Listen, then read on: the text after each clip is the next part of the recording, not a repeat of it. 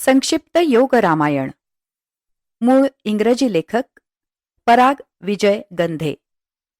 मराठी अनुवाद दिलीप अंबिके व डॉक्टर पुष्पलता इनामदार. वाचन अपर्णा जोग.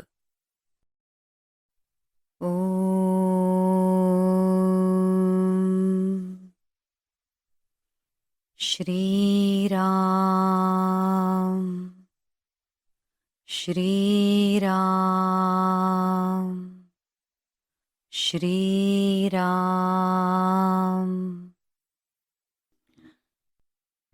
भाग 35. श्रोते हो, 30व्या भागापासून ते 34व्या भागापर्यंत आपण आपल्या शरीरात असणाऱ्या चक्रांची माहिती घेतली. आपल्या शरीरात असणारी ही चक्र आणि त्यांचं कार्य या संदर्भात वाल्मिकी रामायणात जे उल्लेख आले किंवा वाल्मिकी ऋषींना जे काही रूपक रूपाने सांगायचं होतं त्याबद्दल आपण माहिती घेतली.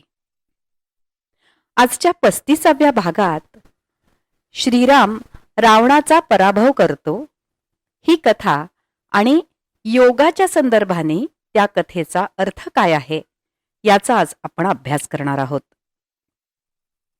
आत्तापर्यंत आपण वेगवेगळ्या पद्धतींनी वाल्मिकी रामायण बघितलं. आता आपण या कथेवर लक्ष केंद्रित करू आणि योगाच्या माध्यमातून ही कथा समजून घेऊ. युद्धकांडातल्या 6व्या सर्गातल्या 40व्या श्लोकात युद्धाची घटना वर्णन केली आहे. त्या श्लोकाची आपण प्रत्येक ओळ अभ्यासू.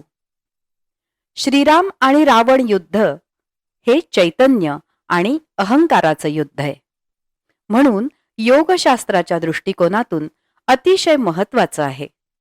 याकरता आपण प्रत्येक श्लोक अभ्यासणार आहोत. युद्धकांडातल्या 6व्या सर्गातल्या 40व्या श्लोकात श्रीराम, सुग्रीव आणि त्याचे इतर सहकारी सुवेल पर्वतावर चढलेत आणि युद्धाआधी लंका कशी आहे हे पाहत आहेत. कोणत्याही सैन्याच्या सेनापतीला युद्धापूर्वी रणांगणाची पाहणी अत्यंत उच्च स्थानावरून करणं आवश्यक ठरतं. ततो राम सुवेलाग्रम योजनद्वयमंडलम आरुरोह सुग्रीवो हरियूयपसंवृताः. म्हणजेच 2 योजन घेर असलेल्या सुवेल पर्वताच्या शिखरावर श्रीराम, सुग्रीव आणि इतर सहकारी चढले. यानंतरच्या दुसऱ्या श्लोकात असं वर्णन आहे की लंका नगरी अतिशय सुंदर आहे. लंका नगरीची आखणी चांगली आहे. वनराई आणि फुलं वेलींच्या वाटिकांनी ही नगरी नटली आहे. इथे श्रीराम लंका शहराकडे पर्यटक असल्यासारखा पाहतो. आगामी युद्धासाठी उपयुक्त ठरू शकेल अशी लंकेबद्दलची कोणतीही माहिती यात मिळाल्याचं दिसत नाही. सुवेल पर्वताच्या शिखरावरून श्रीराम, सुग्रीव आणि इतर सहकारी रावणाला पाहतात. रावण त्याच्या राजवाड्याबाहेर उभा राहिला आहे आणि बहुधा तो रामाच्या सेनेची पाहणी करत आहे. तस्याम गोपुरशृंगस्थम राक्षसेंद्रम दुरासदम श्वेतचामरपर्यंतम विजयश्चत्रशोभितम रक्तचंदन संलिप्तम रक्ताभरणभूषितम वीलजीमूत संकाशम हेमसंचादितांबरम. अर्थात इथे एका गवाक्षावर राक्षसांचा अधिपती अजिंक्य असा रावण उभा होता, ज्याने लाल चंदनाची उटी लावली होती आणि तो लाल रंगांच्या दागिन्यांनी सुशोभित होता. त्याने सोन्याचे अलंकार परिधान केले होते. युद्धकांडातल्या 40व्या सर्गातल्या 3ऱ्या, 4थ्या, 5व्या आणि 6व्या श्लोकामध्ये रावणाचं वर्णन आहे. आपल्याला त्यात त्याचं जे वर्णन मिळतं त्याच्याशी आपण आधीच परिचित आहोत. रावणाने लाल वस्त्र परिधान केलं असून संपूर्ण शरीरावर लाल चंदनाची उटी लावलीय. तो सुवर्णालंकारांनी सजलेला आहे. तो अभिमानाने त्याच्या शरीरावरचे व्रण दाखवतो आणि हे जे व्रण आहेत ते रावणाला त्याने जिंकलेल्या प्रचंड लढायांच्या दरम्यान ज्या जखमा झाल्या त्यांच्या खुणा आहेत. आपल्याला माहिती आहे की रावणाचा अर्थ अहंकार असा आहे आणि त्याचा लाल रंग मूलाधार चक्राच्या रंगातून आलाय. लाल रंगाव्यतिरिक्त मूलाधार चक्रात सोनेरी रंग देखील आहे, म्हणून रावणाने सोन्याचे दागिने घातलेले दिसतात. यानंतरच्या 8व्या श्लोकात सुवेल पर्वतावरून सुग्रीव जेव्हा रावणाला पाहतो तेव्हा सुग्रीवाचा क्रोध वाढतो आणि त्या रागाच्या भरात तो रावणाकडे झेपावतो. 9व्या श्लोकात सुग्रीवाने रावणाचं मूल्यमापन केलं आहे. सुग्रीव रावणाला पूर्णपणे कमी लेखतो आणि त्याला गवताच्या काडीप्रमाणे मानतो.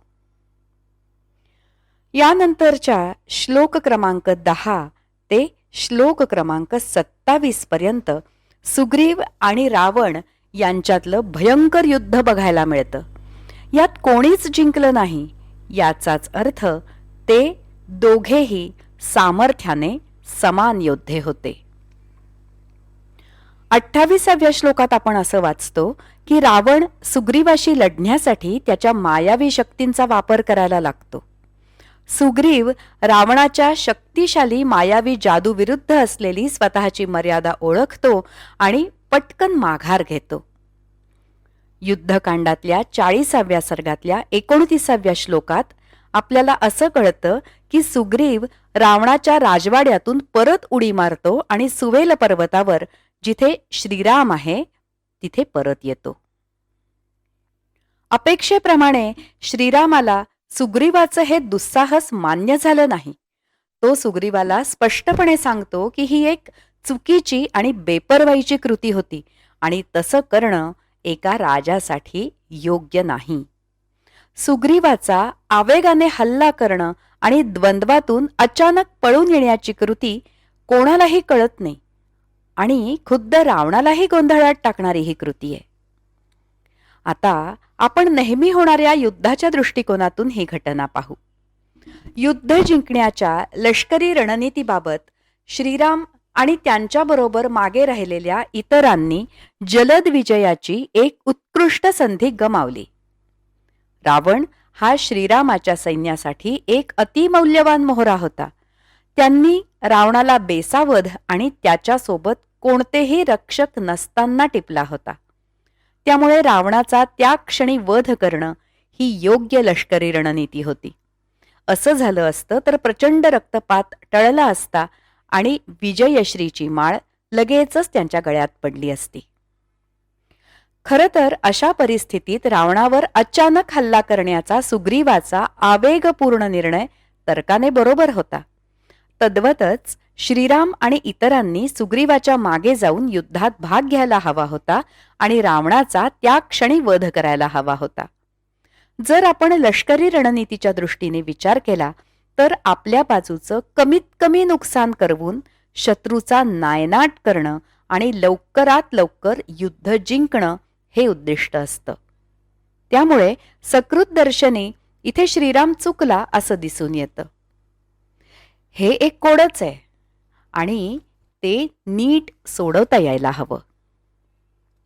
श्रीराम आणि त्याचं सैन्य काही लष्करी व्यूहात्मक कारणास्तव युद्ध सुरू करायला तयार नसतील तरच श्रीरामाचं हल्ला न करणं योग्य होतं. अशावेळी सुग्रीवाने आपली बाजू तयार नसताना युद्धाला सुरुवात केली असं झालं असतं. पण रामाच्या सैन्याची स्थिती तशी नव्हती. युद्धकांडातल्या 41व्या सर्गातल्या 26व्या श्लोकामध्ये सुग्रीवाला फटकारल्यानंतर श्रीराम लगेचच आपल्या सैन्यासहित लंका शहराकडे हल्ला करण्यासाठी कूच करतो. या दोन्ही घटनांच्या मध्ये काहीच घडत नाही. त्यामुळे सुग्रीवाने किंवा आणि कोणीही जरी रावणावर हल्ला केला असता तरी ते चूक नव्हतं.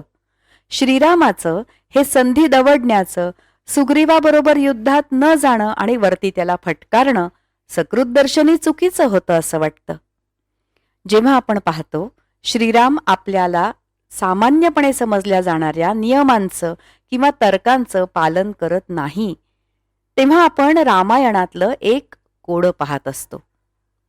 जर आपण ही घटना आपल्यात घडती असं मानलं तर रामायणातल्या इतर सगळ्या कोड्यांप्रमाणे हे देखील कोडं स्वतःच सुटतं.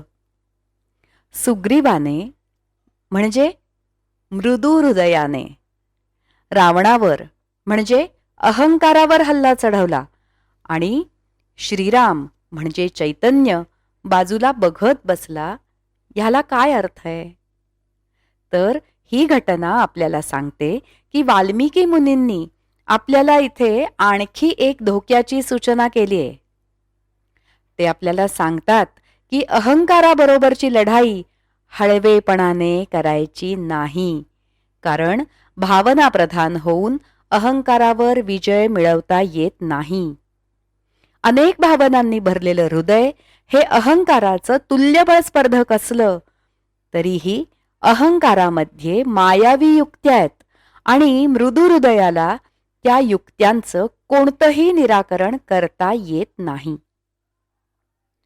या घटनेतला महत्वाचा संदेश हा आहे की आध्यात्मिक प्रगतीचा पाठपुरावा करताना भावनाप्रधान होऊन केलेलं कृत्य चालत नाही. तिथे भावनेला थारा नाही. तसं जर भावनेला थारा देऊन कृत्य केलं तर अहंकार त्यावेळी सहजपणे मृदू हृदयावर मात करतो.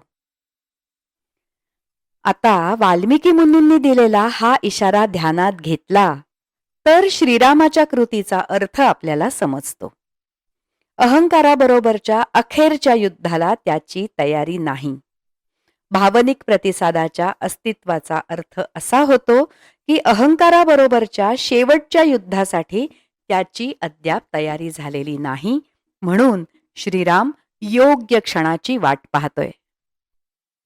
युद्धकांडातल्या 41व्या सर्गातल्या 25व्या श्लोकात श्रीरामाला रावणाशी युद्ध करण्याची अचूक वेळ माहितीये आणि आत्ताची वेळ योग्य नाही, म्हणून वेगाने गनिमी कावा करून रावणाला ठार मारण्यापेक्षा श्रीराम आपल्या सर्व सैन्यासह लंकेकडे कूच करतो. श्रीरामाला रावणावर चढाई करण्याची योग्य वेळ माहिती आहे हे दाखवण्यासाठी आपल्याला अनेक चिन्ह किंवा शकुन दिसतात. त्या चिन्हांचा प्रत्यक्ष कथानकाशी काहीच संबंध नाहीये. उदाहरणार्थ सोसाट्याचा वारा वाहणं. श्लोक क्रमांक 13 ते 20 पर्यंत त्याच प्रकारची चिन्ह वर्णन केलेली आहेत. ती चिन्ह कथेच्या दृष्टीने श्रीरामाच्या कृतीचं कारण सांगतात. काकाशेनास्तथा गृध्रा निचैः परिपतन्ति च शिवाशप्य शिवावाच प्रवदन्ति महास्वनाः. म्हणजे कावळे, गरुड आणि गिधाड खालच्या पातळीवर गोलगोल फिरताहेत. कोल्हे देखील अशुभ नाद करत आहेत. अशा आणि इतर अनेक घटना ज्यांना अपशकुन मानलं जातं त्या घटना निसर्गात नेहमीच घडत असतात. एका मोठ्या लष्कराने युद्धाची वेळ पुढे ढकलावी इतकं काही त्यांचं महत्व नाहीये. तर श्रोते हो, श्रीरामाने सुवेल पर्वतावरून रावणाचं आणि लंकेचं निरीक्षण करणं ही युद्धपूर्व घटना आणि त्याचा योगशास्त्राच्या दृष्टीने संबंध याचा थोडासा अभ्यास आजच्या भागात आपण केला. आता इथेच थांबूया. यानंतरच्या भागात श्रीराम आणि रावणाच्या युद्धाच्या कथानकाचा पुढचा भाग अभ्यासू. भाग 35 संपला.